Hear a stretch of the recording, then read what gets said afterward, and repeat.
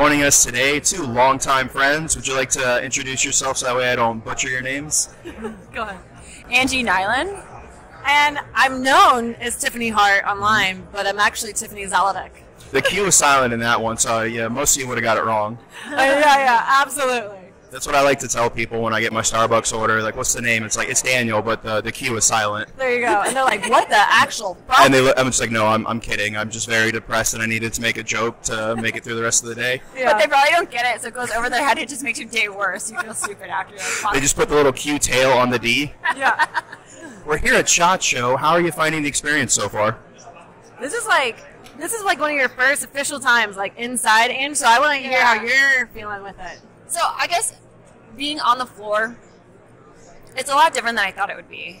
You know, I expected it to be way more broed out, I guess, if that makes sense. Like, just from, like, the parties and stuff that we go to, it's, like, all the, you know, the cool bro vets. Where here, it's, like, a lot of just, like, normal people, gun-loving Americans. I was about to say, here. The last time we were here, you're like, hey, are you going to this bro vet party? And I was like, actually, no. Like, I'll just be silently watching this this tasteful show after smoking my marijuana.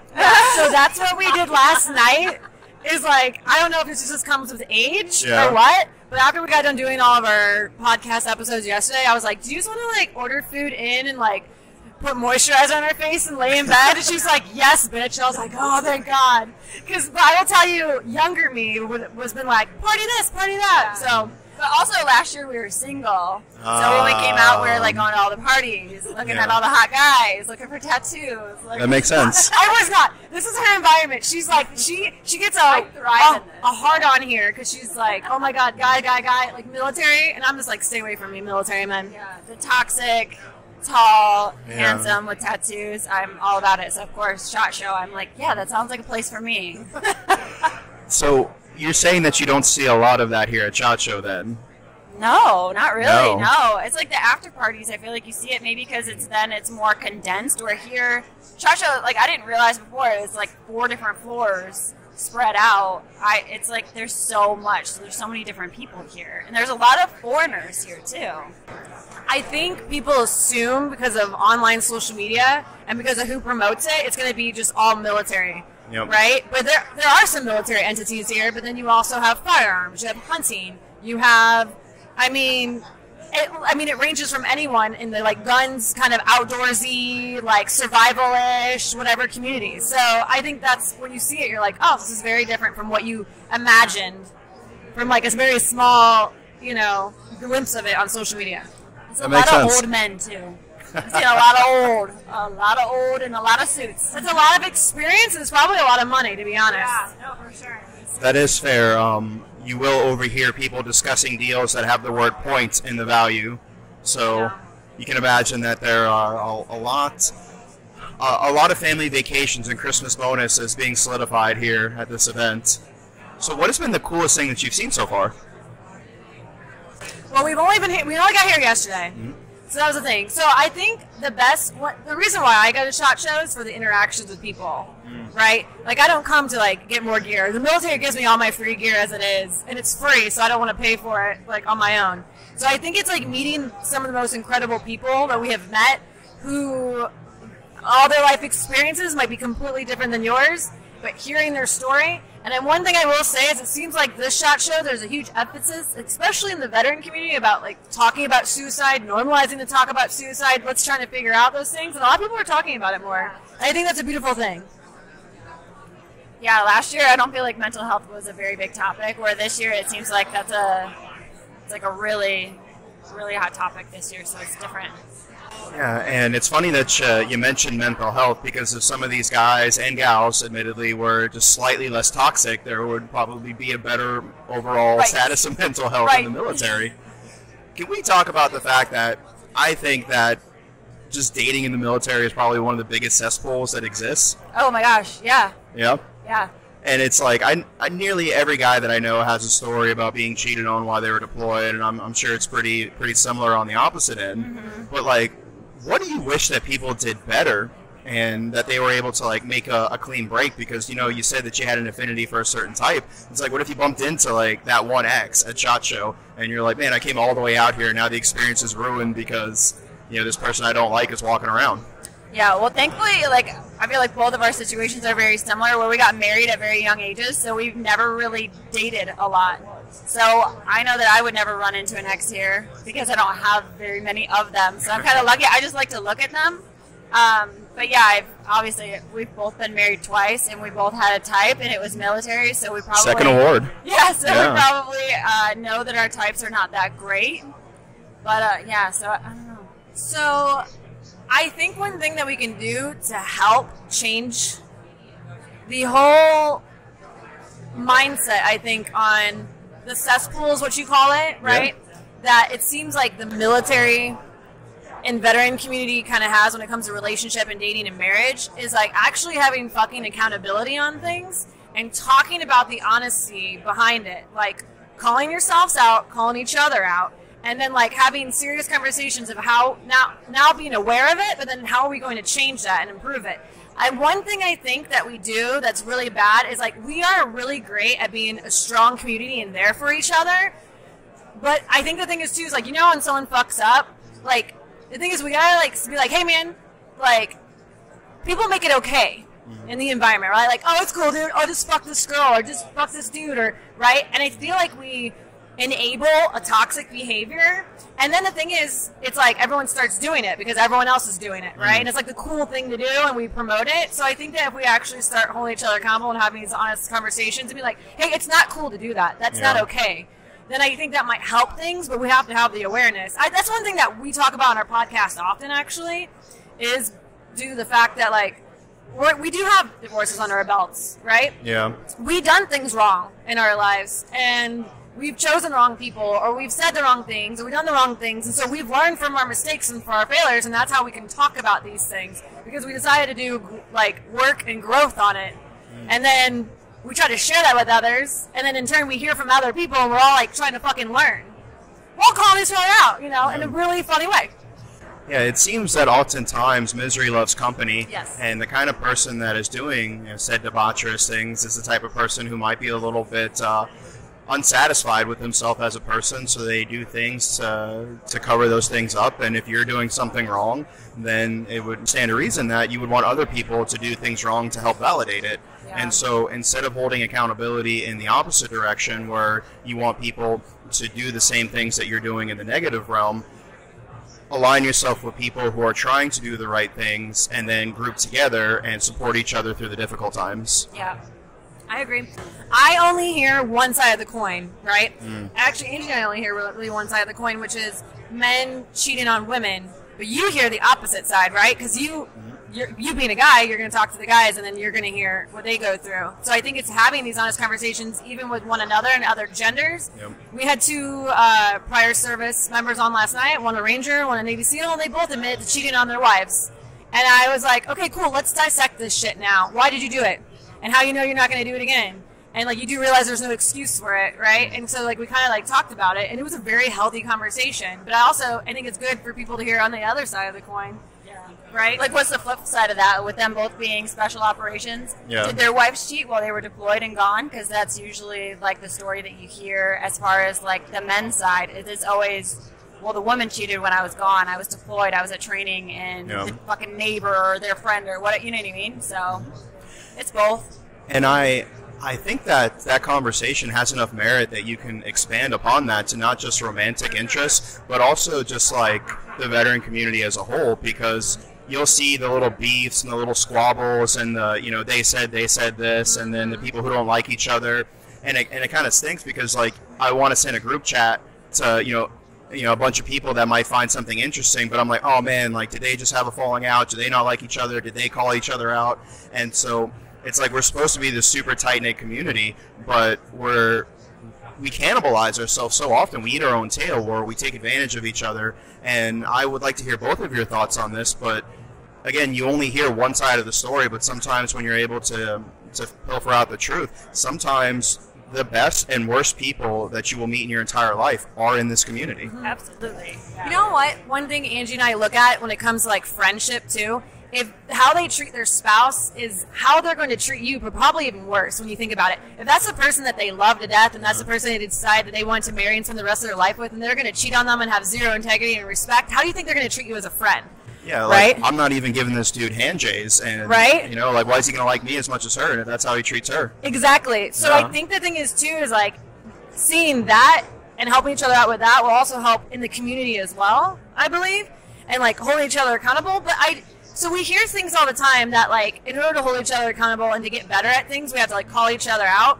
And I understand everyone has their own way of doing it, and I know you can expound upon this too. But like there are some times where it's like, dude, pull your head out your ass, and that can like suffice. But that's not always the case. There's sometimes where you have to go in with some grace and with some empathy, and you have to be like, hey, what's going on? Because at the root of it, there is a problem at the root of it, and traditionally there's something going on in that person's life, and they are projecting that on everyone else. So if you get down to the root of it, you can help them with it. But vulnerability, if you want someone to be vulnerable with you, you have to be vulnerable first, traditionally. Yeah, Angie?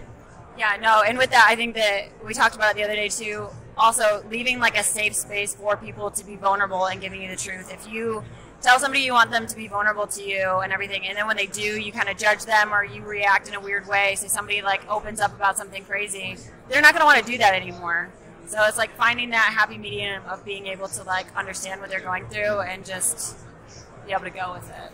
Think about like interrogating an IED. Sometimes you have to go in there gently, move away some of the layers before you can discover what's underneath, and then formulate a plan on how to take care of that issue safely. Absolutely, you can't expect to like, you know, let's just say worst case scenario that if you're gonna feel like taking your life, and the guy's like, you know, like, don't fucking do it, right? And he's still trying to be tough and like while helping you. Now I'm going to commit suicide even harder. You see what I mean? It's not. He's not tearing down his walls, being like, "Hey, man, I've been there too," or "Hey, I want to know how you feel," and like, or any of these things. And I think that's the thing sometimes that we have a really tough problem with in the military community, because like we had to be tough for so many things. We had to be tough to survive, and there's situations where that warrants it, and then there's other situations where we really do have to let down our walls. I think sometimes we just don't know how to differentiate when to do that. I agree, because like we just came and we just heard a story about that where the guy said that this guy called him at 3 a.m. and he was drunk and he was telling him that he was like done and he was basically going to kill himself. And his response to him was, well, let me have your guns before you fucking kill yourself so that the government and like the police don't take them, because it's nice shit. Yeah. And that was his response, and that was his way of trying to get him to not commit suicide. And he's like, and it worked, you know, he's still alive, but he's still mad at me today. And it's like, well, of course he's fucking mad at you, because instead of you like being like, hey man, like, what's going on? Let me come over. Let's talk about this. You're just worried about his fucking guns and his possessions. Like, maybe that was your way of trying to like knock it out of him and do good initiative, bad judgment. Yeah. And it's like, of course he's not talking to you. Like, what the fuck? And you know, as somebody who has spent a fair amount of time doing suicide prevention, crisis interdiction, and management training, encouraging someone to give away their possessions when you know that's one of the signs and symptoms of somebody might having ideations, like they're like, hey, if someone's giving away all their stuff, like they might be, you know, getting ready to self-delete, and now you're asking him to do that, right? Like, again, no judgment. I wasn't there. I don't know the full context of the story, but like I would say that we definitely need to spend a little bit more time paying attention to actually how to triage those situations, because you know what to do if you get hit in the femoral, you know what to do if you take shrapnel to the arm, you know how to triage, you know how to do that kind of stuff, but they don't teach you how to triage mental wounds. They don't tell you when you need to be tough, when you need to be gentle, and when you need to be in between.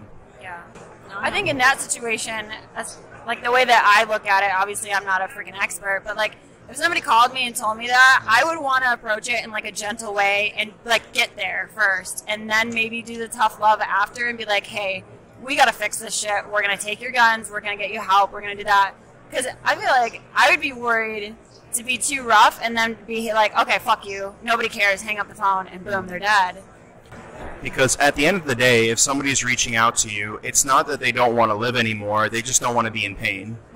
And so being able to have the awareness, and I mean, granted, none of us are super on the top of our game at 3 o'clock in the morning, being aroused from a slumber, but being able to have the awareness of the situation and what needs to be applied, because I feel like there are people who, they're like, I'm just me, I'm just authentic, I'm not fake, this, that, and the other. It's just like, no, you lack the self-awareness and the emotional maturity and the emotional awareness to understand that different situations call for different things. Correct. You wear desert camouflage in the desert, you wear woodland camouflage in the jungle. Doesn't change your skill set, doesn't change you as a warrior, doesn't change anything that you bring to bear. It's just the environment that you're in that you're adapting. And so people need to understand that applying the same rubric to every situation is foolhardy.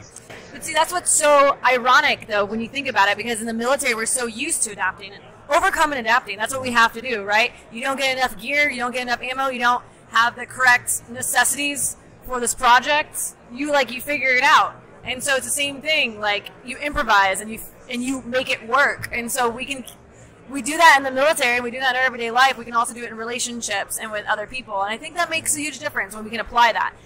I think the craziest thing is, like, people in the military and the vet community have so many fucking amazing skills and things that we have learned throughout our time. It's just that sometimes we have the tendency that we can use excuses as to, well, this is just the way I am, and like, this is how it's always been, and all these other things to hold us back from growing and become better people, and from learning from mistakes. And the biggest thing is learning from mistakes is you have to be honest with yourself, and you have to sit there, you calling yourself out. And a lot of people don't like doing that. I didn't like doing it at first. I had a really hard time with my ego. And then later on, I was like, I'm a fuck up. Like, I fucked up. Like, and you either do that or you overcorrect like I did, where I just try to stay as in my box as possible and not speak on matters that I don't have an associate's degree worth of information on. I've done that too. Because it hurts to stub your toe. And so trying to be a little bit more careful with your approach and your advice and how you impact other people's lives, having that self-awareness, and I can't tell you what the right recipe is. Sometimes different situations will call from it, but like sometimes people just need to mind their business. Yeah. You know? That's a good way to put it, yeah. So before we get out of here real quick, where can we find you guys on social media? Yeah, so the big thing is you can find us at Big T Energy Podcast on Instagram. So it's literally just Big, the letter T, Energy Podcast. And then you can find me at The Real Tiffany Z on Instagram as well. And we also have a YouTube channel and a Patreon for the Big T Energy. And then Angie. Yeah. And then mine is Angie Rides, so it'll be Angie_rides. Fantastic. And so the last questions that I have for you guys is, what would you say is the happiest moment of your life? And you don't have to put a crown or a gold medal on one, just whatever's the first one that comes to mind that makes you smile. Mine would definitely be the day that my daughter was born. It's an easy one. You know what? That's I don't have the happiest day of my life. I have so many happy days. When you graduated SEER instructor, your first Halo dive. Well, that was the first. I mean, every single jump when I landed. Well, how do I know more about your happiness than you? Come on. No. I'm kidding. No. Because I guess the hard part is like I sit there and go. I mean, after I got divorced, I was like extremely happy. Once I worked on myself. Yeah, I mean, I think one of the proudest moments I'll say is when I graduated SEER specialist training. I was the first woman in over 8 years, and everyone doubted me. And you walk across the stage, and I had the loudest applause of everyone. The loudest pop. And I was afraid because I thought I was legit going to get booed. And there was a lot of people that were there waiting me to fail, and I didn't try to prove them wrong, but in turn I did. And my parents were there and very proud of me, and that was a good day. And to round it out, I will say that one of the first moments that comes to mind is a few months ago. I went to an emerald mine in western part of North Carolina, and I sluiced out an emerald. I worked with the crew, and they taught me how to follow mineral trails and stuff like that. I took it to their lapidary, put it on a ring. Then I took my now fiance Samantha to Iceland. And I took her to the black sand beach in Iceland because she's a bit macabre, she likes spooky stuff and stuff like that. So I was like, what's the spookiest place that's so romantic? Where do I thread the line between creepy and spooky? And so I set the tripod up. I took her out there. Picture. And I proposed to her right there where they filmed Game of Thrones. That better be your happiest moment. Yeah. Congratulations, man. Yeah. And so you can see her face. Oh my god. Dude, that took a lot of thought. Good for you. And That's very romantic. That shows how much you love her. Yeah, doing it in a way that she would appreciate it and not what you just wanted to do. And then having all this planning come together in that one pivotal moment where she said yes, just really made my heart swell, and just reminds me every day that, you may be in a dark time, but eventually the sun comes out. Hell yeah, dude. You keep walking, you keep improving your position. One day you'll see the sunlight. Yeah, this too shall pass. I'm fucking happy for you both. Seriously, I am. Well, thank you. And so I appreciate you guys taking the time to come in here and chat with us a little bit. We'll have to do this again. Fair winds following season. We'll see you next time here in the Smoke Pit. Look at you.